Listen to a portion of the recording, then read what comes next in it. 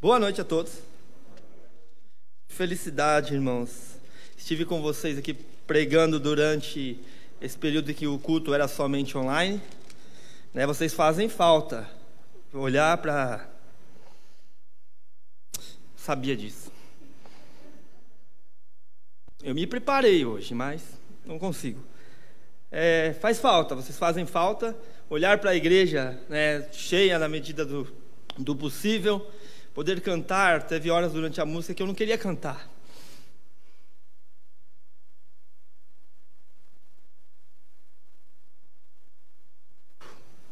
Eu só queria ouvir.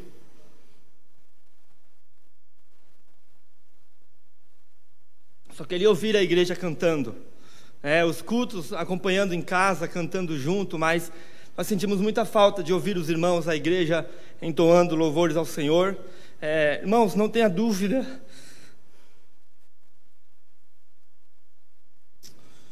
Não tenha dúvida que essa reunião, a reunião dos santos, para adorar o Senhor, é um antegozo daquilo que vai acontecer no céu. Por isso que devemos valorizar, sim, essa reunião. Por isso é bom estar com os irmãos e é motivo de grande alegria. Alguns irmãos que nos ajudam, Jardim das Fontes, também estão aqui. O irmão Jadilson, que tem apoiado bastante, junto com a sua esposa, Cláudia e a Aline, estão aqui. A Fran também veio hoje. Eu fico feliz também de rever esses irmãos. Nós não conseguimos ainda voltar com os cultos no Jardim das Fontes. Os irmãos sabem, o nosso espaço lá é muito pequeno.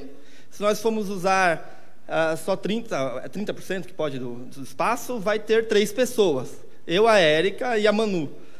Então a gente não voltou ainda. Nós temos acompanhado os irmãos pela internet, temos alguns grupos de estudo, mas orem para que a gente consiga retornar antes, o mais rápido possível, que a gente consiga pensar num plano para que a gente possa voltar, tá bom? Mas vamos lá, sem mais demoras, abra sua Bíblia em Atos capítulo 9, lá no verso 32. Hoje nós vamos olhar para a carta de Atos. Eu não sei se o Davi sabia do tema de hoje, o pastor Neil, tanto foi dito sobre Pedro, e hoje os nossos olhos estarão justamente sobre ele.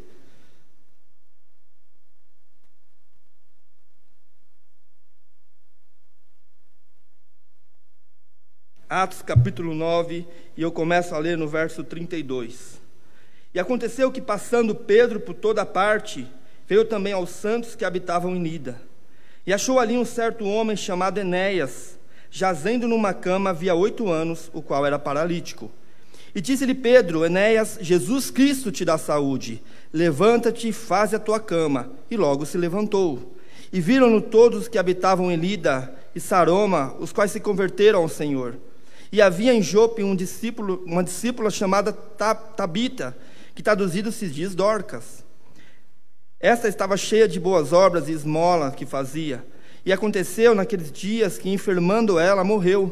E tendo-a lavado, o depositaram num quarto alto.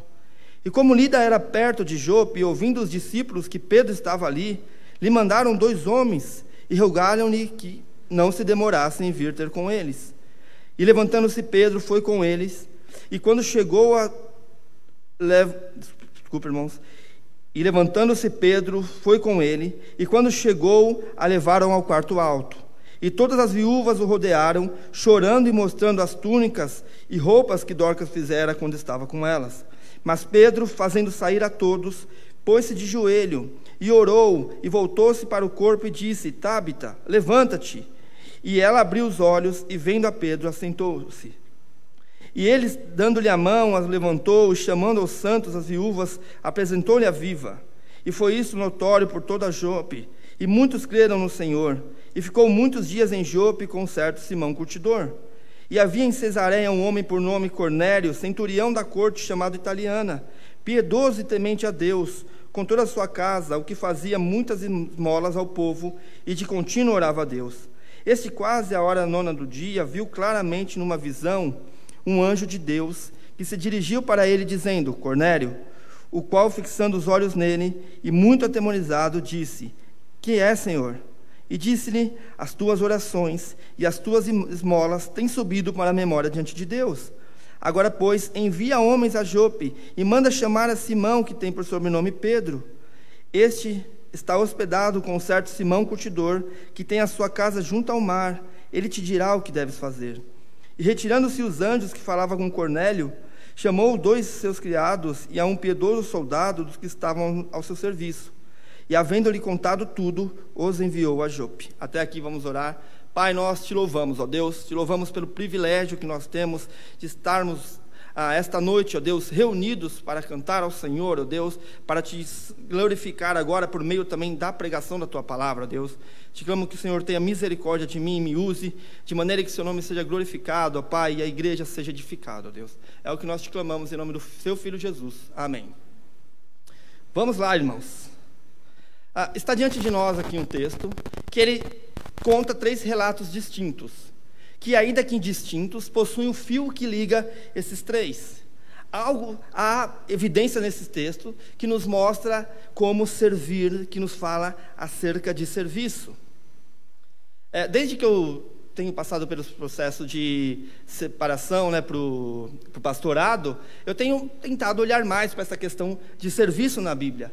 E o estudo da carta de Marcos, que nós temos feito já há mais de um ano no Jardim das Fontes, olhando para Cristo como aquele que é o servo sofredor, tem me mostrado também algumas verdades acerca de serviço e de trabalho no reino de Deus. E é diante da verdade de que todo cristão ele é chamado para o serviço, ele é chamado para trabalhar, que eu gostaria de estudar com você esta noite. Dentro das nossas dificuldades, surgem algumas questões, alguns erros acerca do que é serviço. Nós temos acostumados a olhar para as pessoas e a se inspirar nelas. É comum nós olharmos para os pastores, olharmos para grandes homens da Bíblia, olharmos para os diáconos e pensarmos, olha, se eu tivesse esses dons que esses homens têm, então eu trabalharia muito mais. Eu faria mais no corpo de Cristo. Se eu tivesse a capacidade de Paulo de sintetizar as ideias, de colocar as ideias para as pessoas ouvirem, se eu conseguisse falar bem como os pastores, então eu seria muito mais usado. Nós temos essa ideia em nós, de que, olha, eu vejo aqui, como nós vimos hoje, o coral e o grupo de louvor cantando, vozes maravilhosas, pessoas que tocam bem. Eu não consigo fazer isso, então eu não vou fazer nada.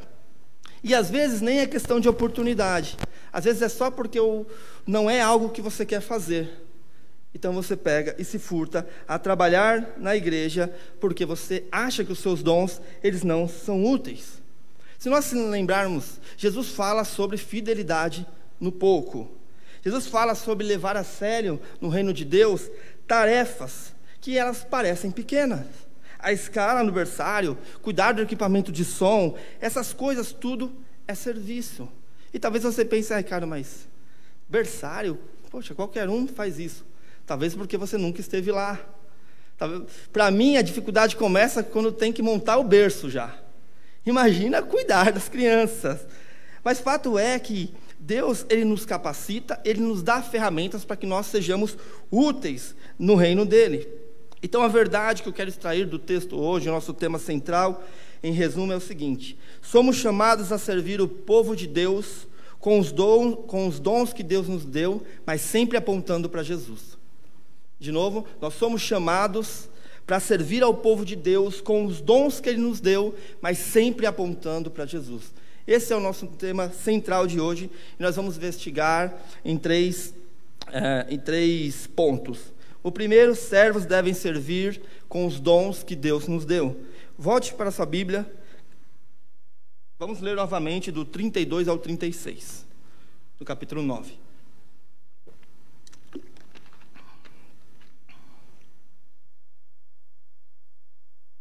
E aconteceu que, passando Pedro por toda parte, veio também aos santos que habitavam em Lida, e achou ali um certo homem chamado Enéas, jazendo numa cama havia 8 anos, o qual era paralítico. E disse-lhe Pedro: Enéas, Jesus Cristo te dá saúde, levanta-te, faz a tua cama. E logo se levantou. E viram-nos todos os que habitavam em Lida e Saroma, os quais se converteram ao Senhor. E havia em Jope uma discípula chamada Tabita, que traduzida se diz Dorcas. e estava cheia das boas obras e esmolas que fazia. Perceba, se você conhece a carta de Atos, você sabe o que está acontecendo aqui. Há uma mudança de foco na carta de Atos. Ela vinha falando sobre a vida de Paulo, sobre a sua conversão, o seu ministério. Depois aparece Filipe, e agora o foco de Lucas, o escritor inspirado pelo Santo Espírito, é colocado de novo em Pedro. O que Pedro está fazendo aqui? Pedro, ele está fazendo a sua tarefa de apóstolo. Ele está viajando, ele está indo consolar as pessoas, consolar os novos crentes, e ele tem caminhado por toda esta região de Jerusalém, de Samaria. Se você se lembra bem também do contexto imediato aqui, você sabe que a igreja vinha passando por grandes dificuldades, por grandes por grandes perseguições, né? Estevão tinha acabado de ser apedrejado, alguns foram presos, mas agora a igreja gozava de uma relativa paz, estava tranquilo. Por isso que Pedro, ele consegue viajar, cumprindo assim 2 objetivos. Pedro, ele viaja por 2 motivos. Então, o primeiro motivo é supervisão e o segundo é pastoreio. A igreja tinha se espalhado. À medida que a perseguição se chegou à igreja, a igreja se espalhou e ela foi crescendo e avançando por diversos lugares. Então era necessário que Pedro cumprisse o seu chamado de apóstolo, indo até essas igrejas, para que ele pudesse então confirmar e ver se eles continuavam sobre a doutrina dos apóstolos, como nós vemos em Atos capítulo 2. Era necessário que ele fizesse isso. Ele é um apóstolo, ele precisa ver como anda a saúde das igrejas. Precisava exortar, precisava ensinar e também elogiar as igrejas nos lugares onde ele ia passando. Essa é a primeira função. A segunda função que Pedro faz aqui em visitar essas igrejas é que ele quer pastorear essas igrejas. Ele sabe que o pastor precisa andar junto com o seu rebanho, ele sabe que as pessoas precisam de consolação, que as pessoas precisam de ajuda, e ele vê essa necessidade, então ele vai servir ao Senhor. Pedro, ele tem um dom, e o que ele faz é colocar este dom diante de Deus e viajar até que ele chega até essa cidade de Lida. É interessante, irmãos, que nesta caminhada de Pedro por Israel, ele faz 2 milagres impressionantes. O primeiro, esse homem chamado Enéas, paralisado há 8 anos, e depois ele vai fazer algo ainda maior. Mas vamos se atentar primeiro para este homem chamado Enéas. Primeira coisa a notar é que Pedro, ele não vai àquela cidade com o objetivo de curar.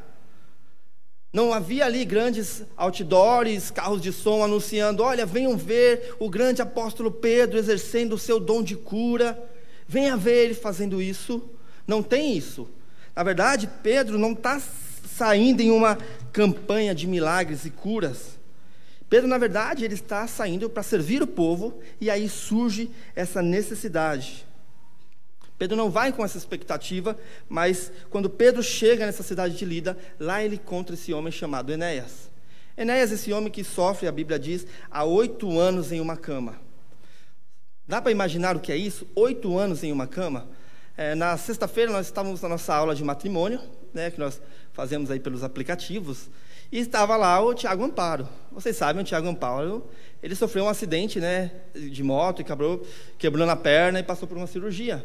Ele disse que vai ter que ficar 1 mês sem pôr o pé no chão. Ele até disse que tentou colocar o pé no chão lá, mas a Fabi já falou: opa, tá doido, vai me dar mais trabalho? Não coloca não. Mas, imagina, nós estávamos tristes com ele de saber que ele vai ficar 1 mês sem pôr o pé no chão. Agora você consegue imaginar a situação desse homem? 8 anos em uma cama. E as complicações que tudo isso traz.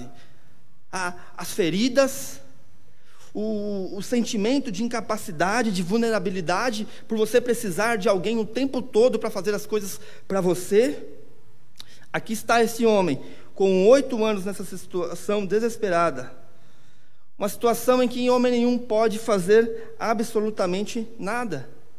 E que esses 8 anos iriam virar 10, 20 se não acontecesse nada. Mas então Pedro, ele chega E a Bíblia diz, no verso 34, do capítulo 9, e disse-lhe Pedro: Enéas, Jesus Cristo te dá saúde, levanta-te e faz a tua cama. E logo se levantou. Veja que esse milagre que Pedro faz, ele vai lá, movido pelo Espírito Santo, e ele diz isso, ele diz que é Jesus Cristo quem cura aquele homem, não é ele. Quando ele faz isso, esse homem, ele de imediato se levanta, toma o seu leito, de maneira que esse milagre, ele é cristalino. Ele não pode ser questionado. Ninguém que está ali em volta podia questionar e dizer não, isso de fato não aconteceu, porque o milagre ele é completo. Esse homem não só teve a força do seu corpo restaurada, como ele também de imediato levantou e andou. Ele não precisou de fisioterapia e nada disso. Bem parecido com os milagres que a gente vê hoje em dia, né? Em que as pessoas dizem: olha, ciclano foi curado, fulano foi curado, e você não vê comprovação nenhuma disso. Mas notem, quando você olha para esse movimento de Cristo, ou de Pedro, ao curar este homem, vocês lembram de alguma coisa? Vocês lembram de Cristo quando ele cura aquele homem paralítico? Vocês conseguem lembrar disso? Em que Cristo, aqueles homens descem o seu amigo paralítico até Cristo, em que Cristo olha para aquele homem e diz: levanta-te e anda. Vocês lembram disso? Toma o teu leito e anda. Só que Cristo faz mais do que isso, né? Cristo olha para ele e fala: filho, os seus pecados estão perdoados. Algo que Pedro não pode fazer. Pedro não pode fazer porque Jesus é o Messias, o próprio Deus encarnado com poder para perdoar pecados. Por outro lado, Pedro não. Pedro é um apóstolo, um homem levantado por Deus, cujo recebeu dons para que possa apontar para Cristo. Nesse ato, essa cura, nós vemos então Pedro se identificando com Jesus. Consegue ver essa semelhança? Depois nós vamos ver que Pedro ele segue e ele também vai ressuscitar uma mulher. E eu gostaria de rapidamente só olhar qual é o efeito desses dois milagres feitos por Deus por intermédio de Pedro. Veja o verso 42. Veja os efeitos desses dois milagres nessas duas cidades. E foi isso notório por toda Jope, e muitos creram no Senhor. Perceba, irmãos, Pedro tem um dom maravilhoso. Pedro ele tem um dom para curar, ele tem um dom para poder ressuscitar uma pessoa. Mas Pedro, a fazer isso, ele faz com que, não que o seu nome seja engrandecido. Ele não usa esses dons para ganhar dinheiro, para encher o teu bolso, para que o seu nome fique famoso. Ele não faz isso. A verdade, o que ele faz é apontar para o seu Senhor, de maneira que as pessoas, ao olharem para Pedro, ao olharem para aqueles milagres, levem os teus olhos para o Senhor. Nós vemos aqui então este apóstolo usando os dons que ele recebeu do Senhor Deus para poder apontar para Jesus Cristo e assim engrandecer o seu nome. E aí, irmãos, eu queria aprender, com os irmãos, olhar para uma lição com os irmãos. E qualquer que seja o dom que Deus te deu, seja ele servir mesas, seja lavar pés, seja pregar para multidões, são coisas belas, são coisas úteis e preciosas, mas só quando elas apontam para Cristo. Se os nossos dons servem para nos fazer famosos, conhecidos e reconhecidos, então nós estamos usando os dons que o Senhor Deus tem nos dado de forma errada. Porque é em Cristo que nós vemos que tudo isso é impossível.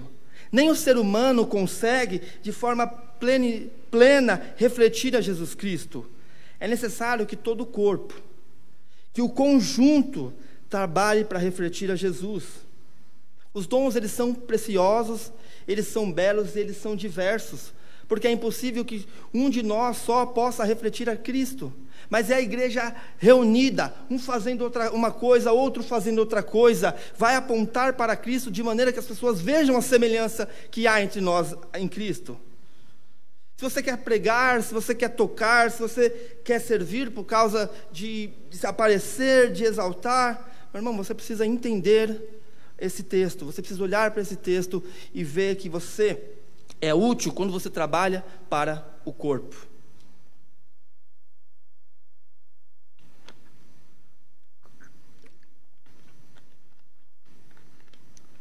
Entenda uma coisa: dons são dados para que a gente use.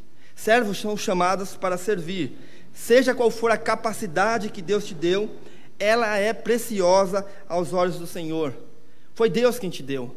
Pare de achar que o seu dom ele é inferior, de achar que você não é importante. Todos receberam dons. Enrolar cabos depois do culto é precioso.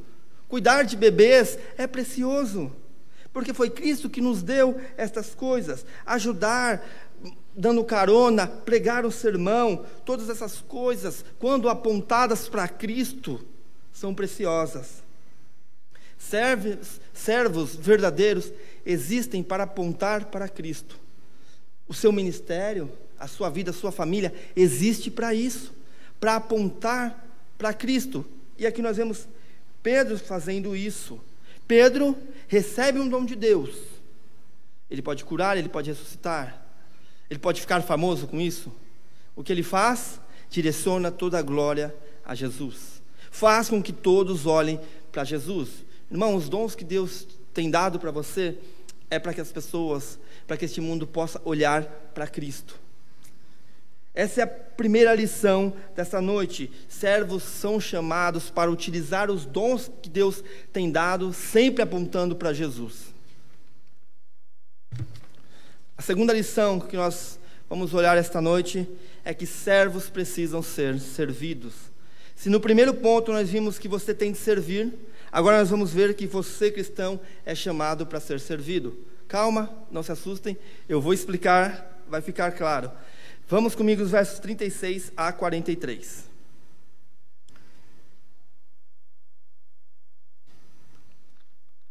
E havia em Jope uma discípula chamada Tabita, que traduzida se diz Dorcas.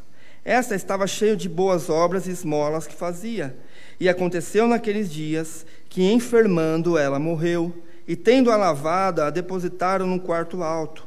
E como Lida era perto de Jope, ouvindo os discípulos que Pedro estava ali, lhe mandaram 2 homens, rogando-lhe que não se demorasse em vir ter com eles.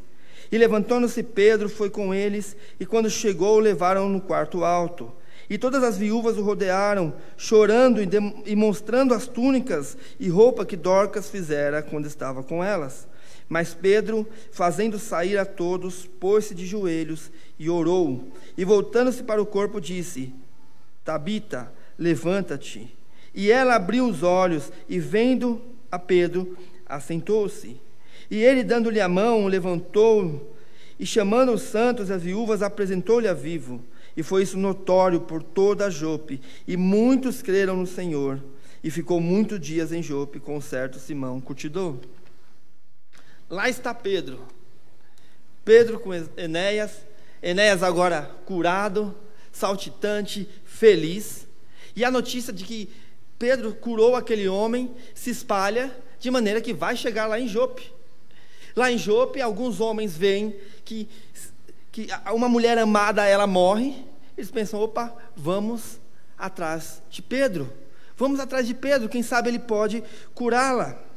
Essa mulher, conhecida como Dorcas, né? Ou como Tabita, que é o aramaico, e depois aí Lucas ele traduz para nós ela como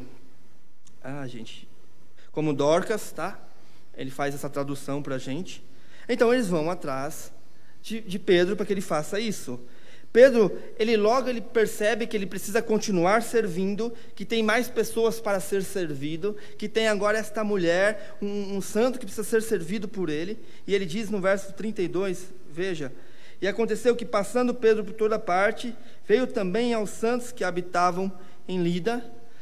Pedro sabe que ele precisa servir aos santos, né? E aí, santos são todos aqueles que um dia foram comprados por Cristo, que foram separados por eles. Geralmente, quando nos perguntam isso, né, lá no trabalho, recentemente uma pessoa me perguntou: não, mas vocês cristãos não acreditam em santos? Eu falei: depende. Se santo você está dizendo que é uma pessoa que morreu e que depois de morrer ela está intercedendo pelos vivos, realmente, isso não existe. Mas a palavra santo na Bíblia está ligado com aqueles que foram separados para a salvação, aqueles que estão guardados em Deus, aqueles que estão seguros por eles. Então, todos nós cristãos somos chamados de santo. Temos aqui Santo Marquinhos, Santo Wellington, Santa, todos nós somos chamados de santos, todos nós fomos separados para a salvação em Cristo Jesus. Isso não quer dizer que nós somos perfeitos, não tem relação nenhuma. Isso não quer dizer que nós somos perfeitos, mas quer dizer que Jesus Cristo está nos transformando para que nós sejamos perfeitos um dia.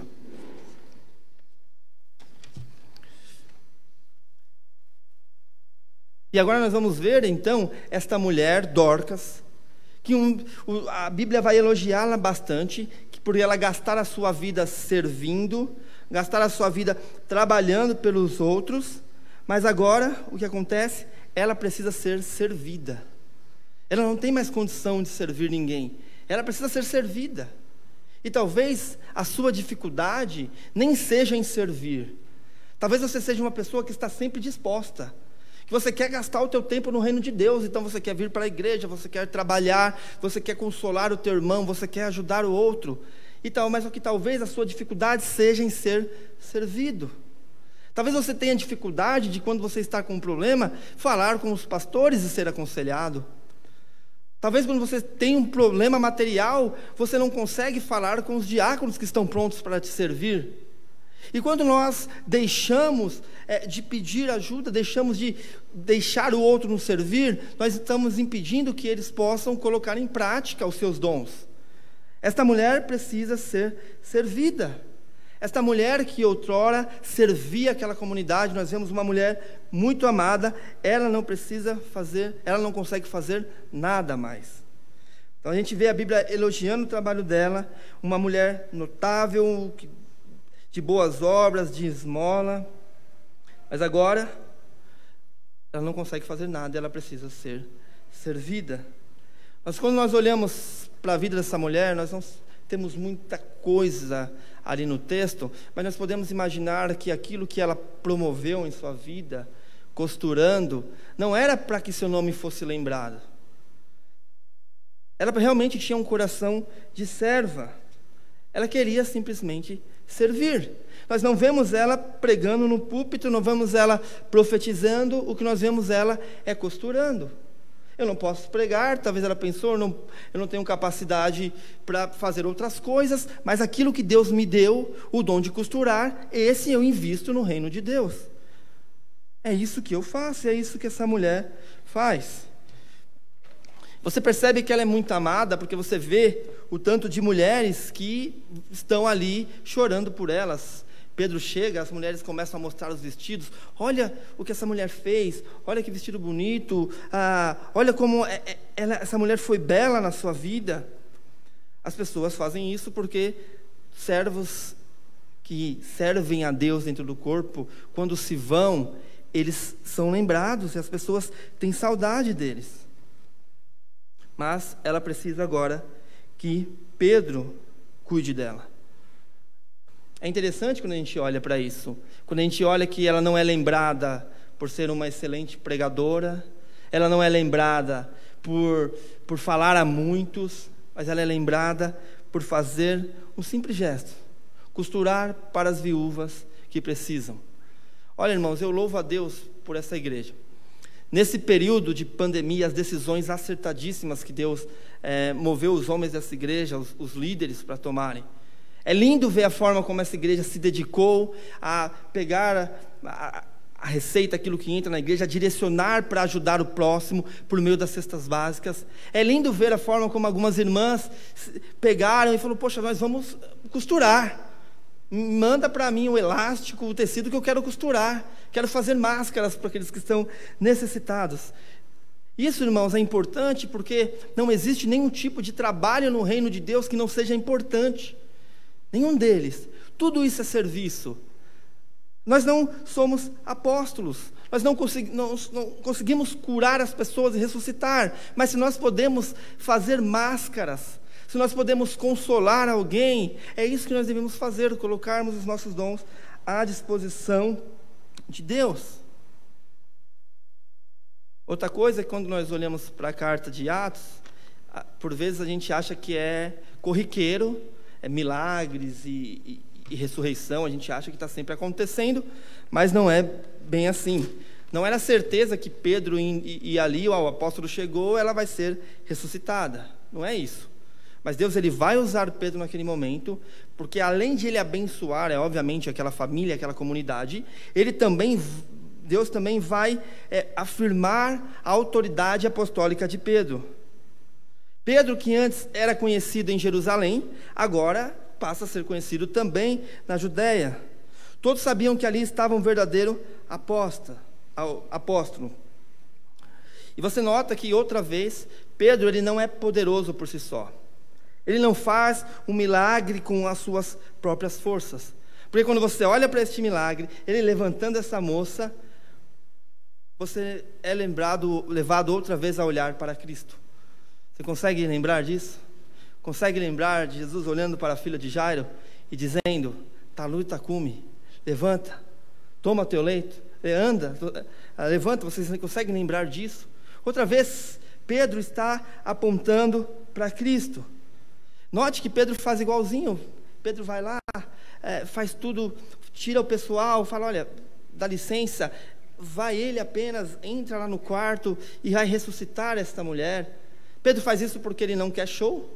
Como eu disse, não havia nem uma placa dizendo: venha ver o grande de ressuscitador de mortos. Não, Pedro não quer isso. Pedro quer apontar para Cristo.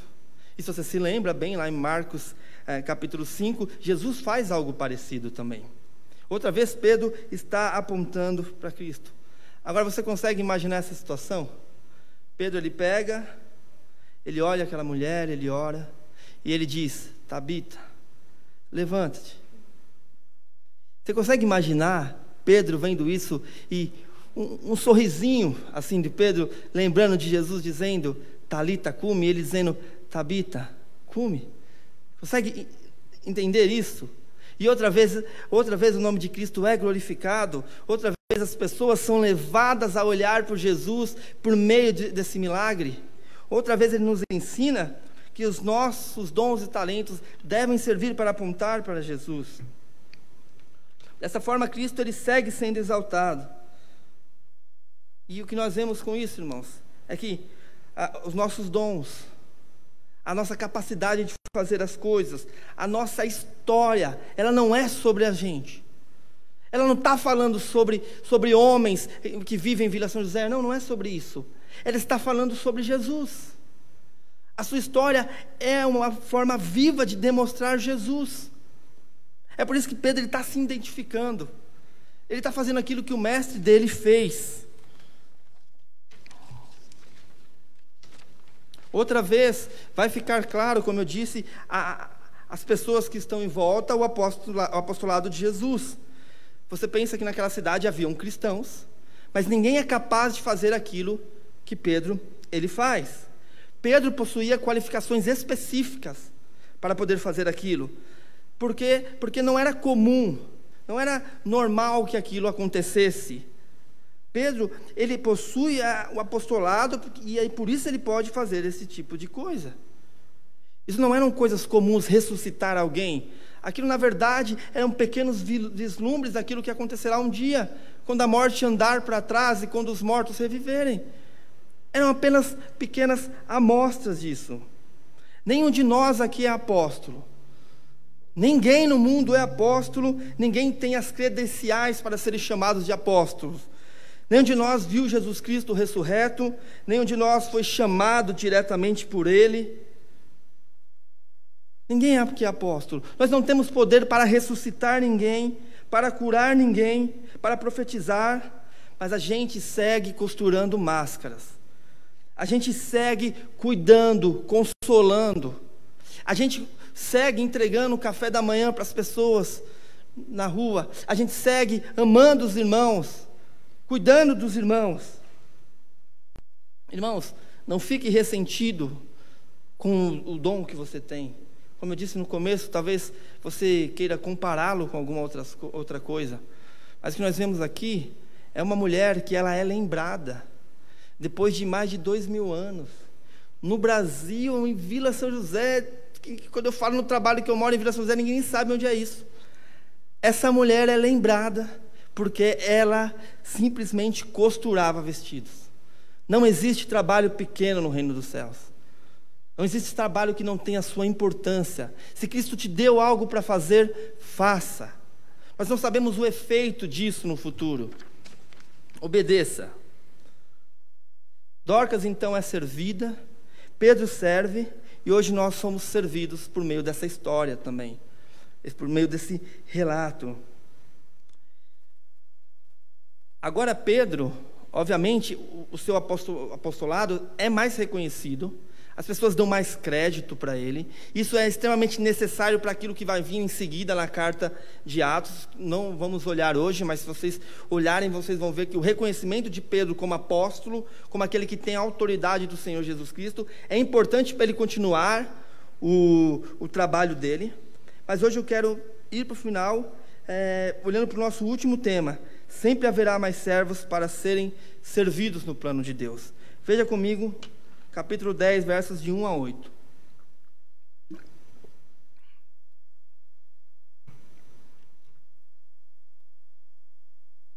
E havia em Cesareia um homem por nome Cornélio, centurião da corte, chamado Italiano, piedoso e temente a Deus com toda a sua casa, o qual fazia muitas esmolas ao povo e contínuo orava a Deus. Este, quase a hora 9 do dia, viu claramente numa visão um anjo de Deus, que se dirigiu para ele e dizia-lhe: Cornélio, o qual, fixando os olhos nele, e muito atemorizado, disse: Que é, Senhor? E disse-lhe: A tua oração, as tuas esmolas, têm subido para a memória diante de Deus. Agora, pois, envia homens a Jope, e manda chamar a Simão, que tem por sobrenome Pedro. Este está hospedado com certo Simão curtidor, que tem a sua casa junto ao mar. E aos anjos que falavam com Cornélio, chamou 2 dos seus criados e a um piedoso soldado que estavam ao seu serviço, e havendo-lhe contado tudo, os enviou para Jope. Pedro agora ele vai continuar servindo, e ele vai servir a este homem chamado Cornélio. Cornélio, nós temos algumas informações sobre ele. Nós sabemos que ele vivia em Cesareia, sabia que ele era ele era um centurião, um tipo de oficial militar, alguém que galgou todos os passos para conseguir ser um líder, e agora ele tinha sobre as suas ordens pelo menos 100 soldados, por isso o nome centurião. O que nós vemos também, Cornélio, é que ele está sempre servindo, né? O texto ele mostra ele como um servo. Não é por isso que Deus resolve salvá-lo, não tem nenhuma relação com isso, mas a gente percebe que ele é um servo temente a Deus. O temente a Deus aqui é um pouco difícil para a gente compreender, a gente não sabe bem o que isso quer dizer. O temente a Deus podia ser alguém que tinha certo apreço pela religião judaica, que gostava das coisas que tinham relação com essa religião judaica, ou alguém que de fato participava nas sinagogas, mas ainda não tinha sido circuncidado. A gente não tem muita informação sobre ele, isso é o que nós temos, mas o que nós sabemos é que agora o plano de Deus está funcionando. Se você se lembrar em Atos 1:8, volta lá.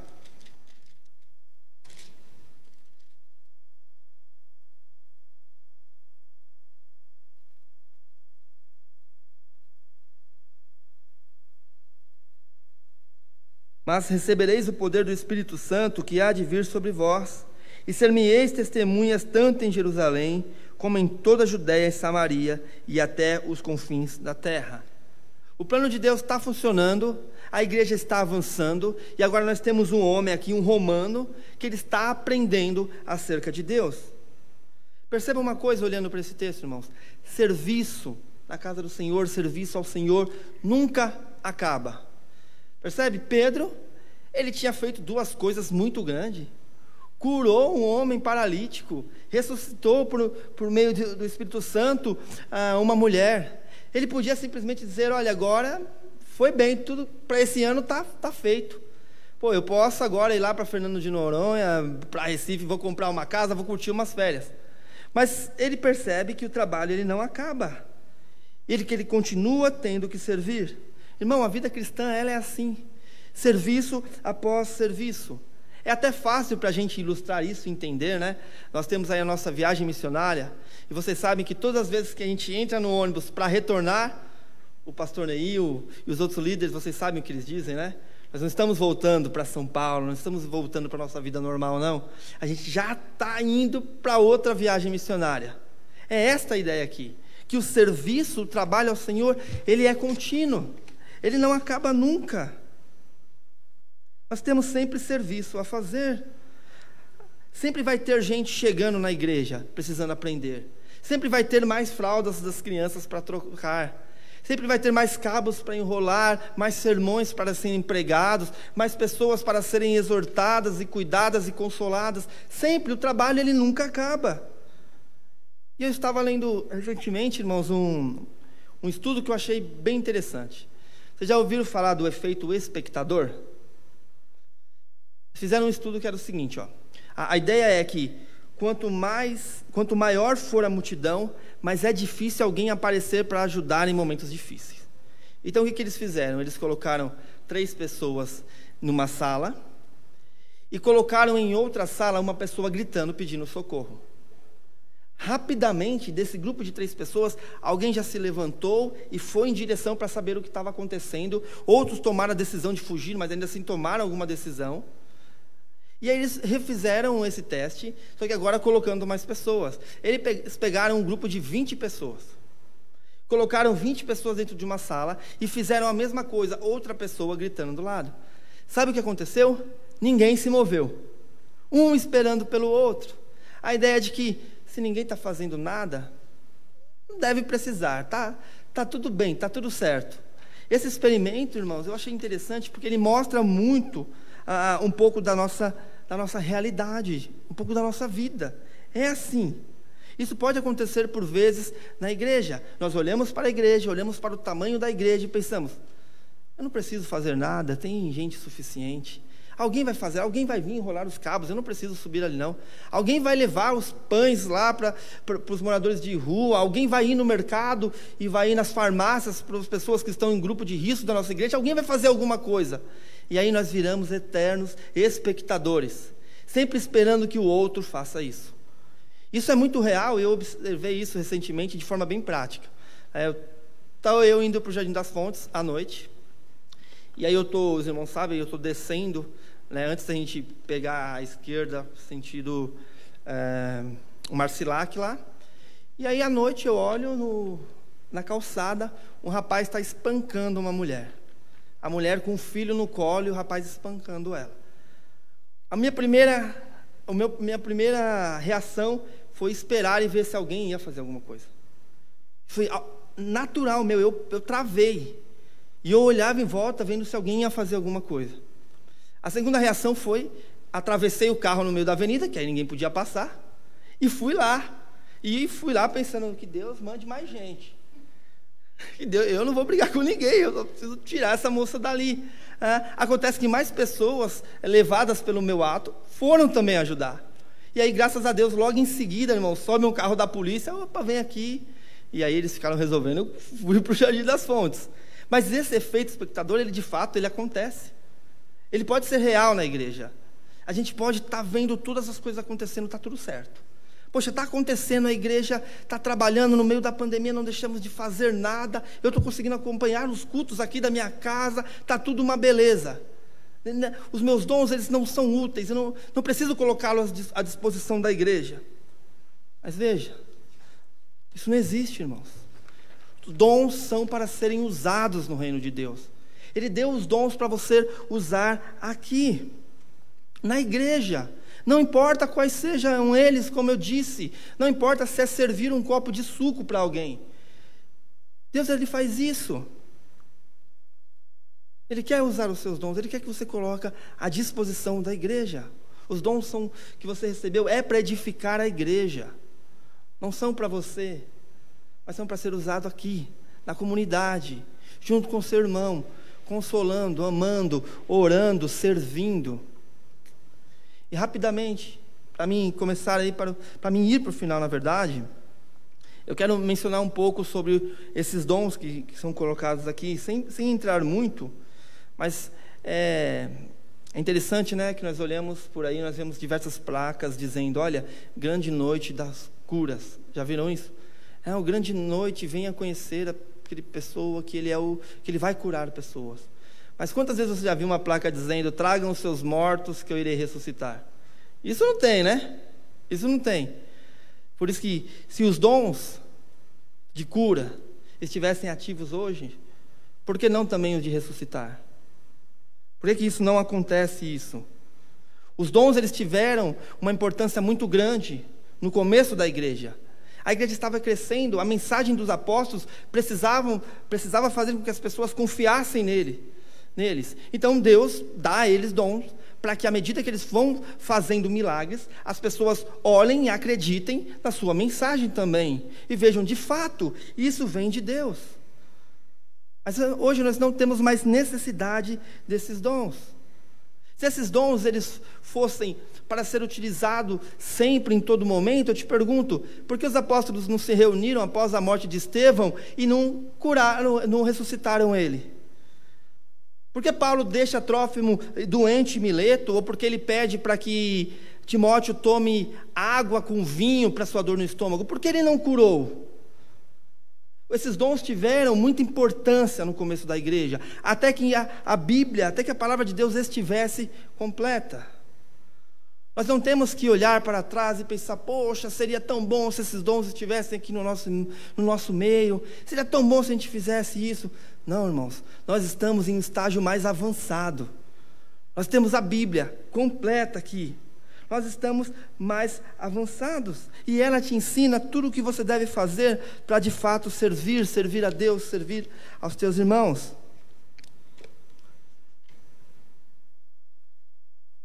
Hoje nós temos tudo o que nós precisamos. A palavra de Deus está aqui. Ela está completa.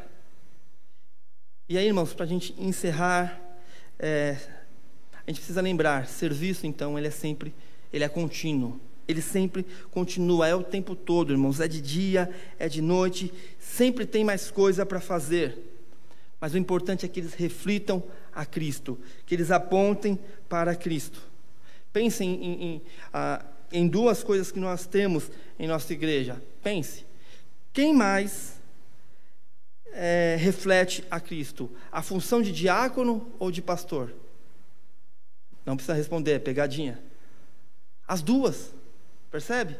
As duas. Porque Jesus, ele ensinava, ele pastoreava, mas ele lavava pés também. Ele servia também.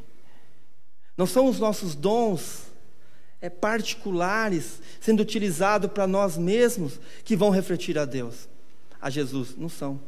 Mas são os dons sendo usados coletivamente dentro da igreja que vai fazer para que este mundo olhe para nós e falam, eles refletem a Cristo. As obras deles testificam de Cristo. E assim Cristo é exaltado.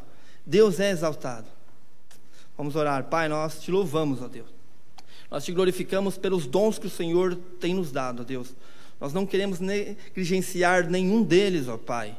Mas nós queremos utilizá-los aqui na comunidade de modo em que o Senhor seja glorificado, ó Deus. Não deixe-nos ser espectadores, ó Pai, vendo a história acontecer em volta de nós e não sendo participantes dela, ó Pai. Toque em nós para que a gente possa se dedicar ao trabalho, ó Deus, se dedicar à Tua palavra, se dedicar a cuidar dos irmãos, ó Deus. Faça isso com cada um de nós. É o que eu te clamo em nome do Teu Filho Jesus. Amém. Uma boa noite a todos. Nós nos vemos na quarta-feira.